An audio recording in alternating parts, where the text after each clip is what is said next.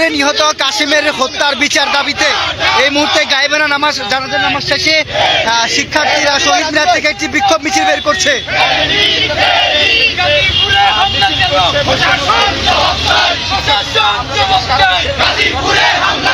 একটু দূরে দূরে দূরে দূরে দূরে দূরে দ্রুত গাজীপুরে মন্ত্রীর বাড়িতে সেখানেই সন্ত্রাসীদের হামলা, শিক্ষার্থীরা অনেক শিক্ষার্থী আহত হয়।